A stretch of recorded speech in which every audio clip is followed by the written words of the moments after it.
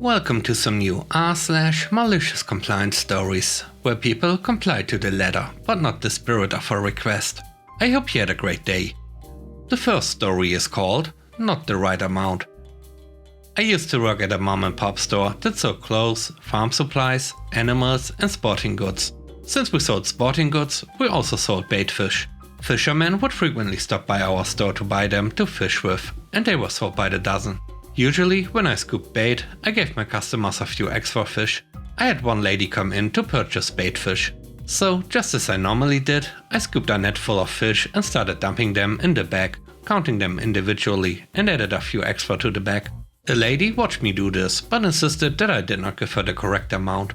I assured her that I not only gave her the dozen she paid for, but I gave her a few extra.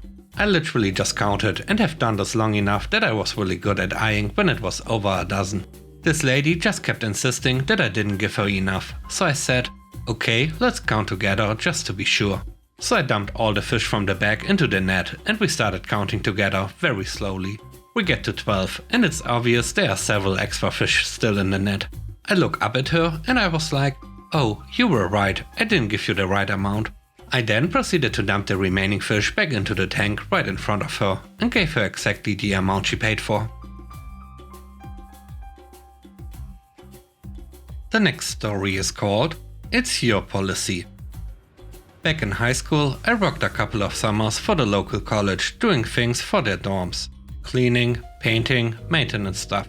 Their pay policy was monthly, 2 weeks behind, which I learned was illegal, but I was a teenager and didn't know how to fix. Payday was always the last day of the month, which for most of us broke teenagers meant starting in middle June, after school got out and not getting paid until July 31st. There were roughly 40 to 50 of us who had to clock in with a barcode scan, PIN and job code. We were allowed to clock in within 2 minutes plus minus of start and stop. I quickly learned that being first to clock in at -2, last for lunch +2, first after lunch -2 and last in line +2 at the end of the day resulted in 8.1 hours per day. Nobody noticed until sometime in July as they were processing payroll. I pointed out I was in compliance with their policies and the rounding on their system wasn't my responsibility.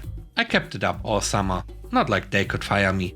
An extra 0.5 overtime per week might not sound like much, but every dollar counts, especially when it's free money. The third story is called Perks of a Union Worker. I was working at a postal station. We had a piece of rolling equipment get caught in a piece of broken tile and pop up, then onto my toe. It shattered the toenail. I was lucky not to have a broken toe from it too. So I'm on light duty, which meant I had to work the service window where people come to pick up packages, signature required mail, fill out change of address / hold mail forms, stuff like that. Remember, I have a foot injury. This means that getting around is not easy for me. Have a customer come in about an hour before closing, hands over to pick up your mail forms for certified letters. In big city facilities, we don't have your certified mail sitting in a golden case all by itself and postal workers staring wistfully at it, wondering when we'll see you.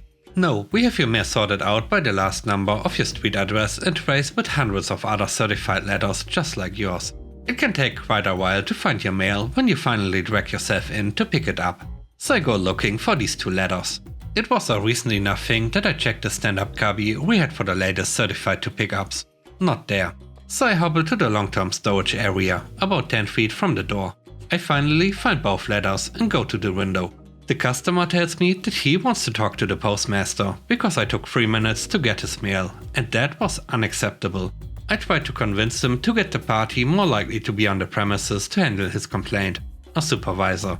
But nope, he's adamant about speaking to the postmaster. The later in the day it is, the less likely the postmaster will be there. But okay, you want the postmaster? You get the postmaster. I smile and tell him, sure, I'll go get him now. And I shut the Dutch door, with his mail still in my hand.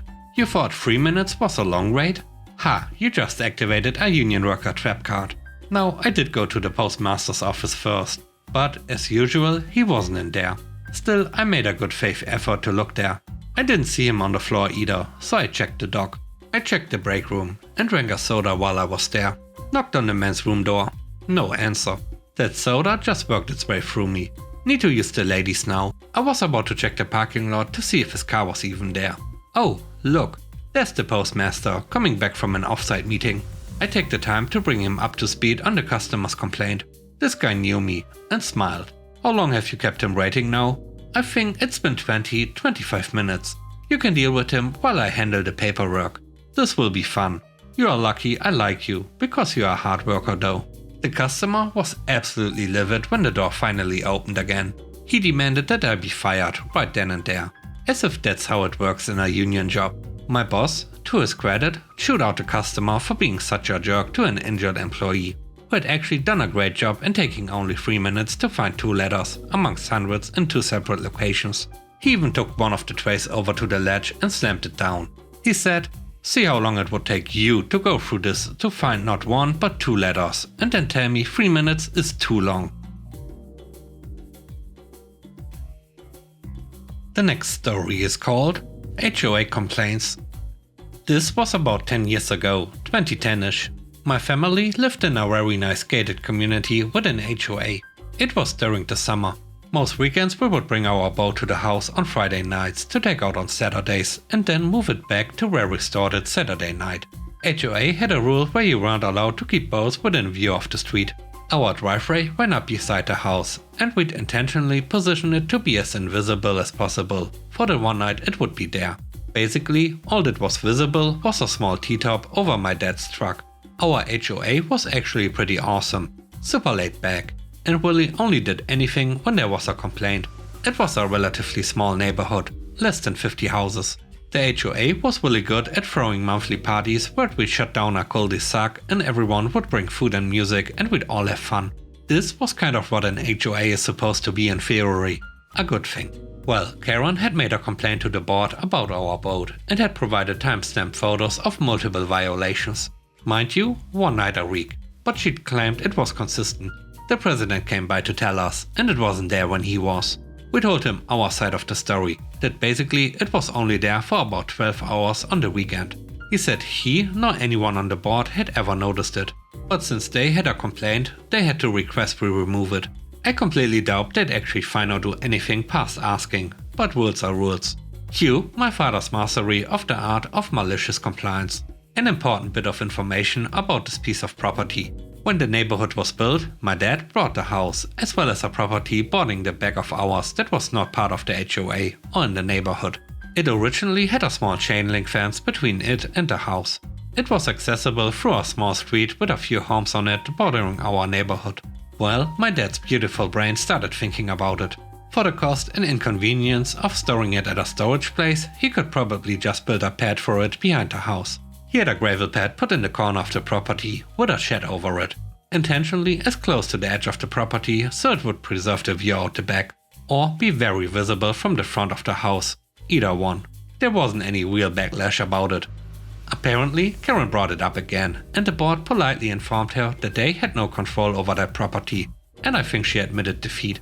The board actually found it pretty funny, and we never had any other issues with them. Karen moved about a year later. The last story is called Office Coffee. Many years ago, I was working in a large drawing office.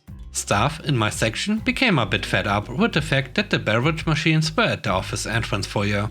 The return to our little enclave with a cup involved a walk across the entire office, about the length of a soccer field, zigzagging between desks, with the consequent risk of spillage from those flimsy plastic cups, or getting bumped, or the tea or coffee being unpalatably cooler by the time it reached one's desk. This obviously also wasted a lot of time, which could have been spent more productively, which one may have thought would influence management thinking. Over time, people started bringing in kettles and stashing them in their desk drawers, along with milk, sugar and tea bags. This way they no longer wasted time or tea with regular tracks to the machines. Whether it was perceived safety issue or the suppliers of the beverage machines getting upset about falling revenue, management decided this must stop. A memo went out stating that under no circumstances must any member of staff keep a kettle, milk or sugar in their desk storage, or it would be a strike on the employment record. There was, naturally, a good deal of grumbling, but everybody complied, although much of it was bad-tempered compliance, involving timing every actual tea break to the microsecond. with ringing phones going unanswered until the official restart time. There was one person who specialized in hair splitting and concluded that being in charge of the office's large-scale flatbed pen plotter, which had ink and solvent storage beneath it, and drinking only black coffee, therefore having no need for milk or sugar, there was a compliance solution. Thus it was that a filter coffee machine took up residence beneath the flatbed plotter, where it stayed until a better job, with a significantly better wage and endless coffee, tempted the owner away to a different company. Oh, alright. Yes, it was me. And with that, we end today's video. Let me know what you think about the stories. On a scale of 1 to 10, how would you rate the stories and today's video? I hope you enjoyed the video. If you like what I do and would like to support me, please subscribe and hit the like button. I hope you have a great day. Stay safe. Bye bye.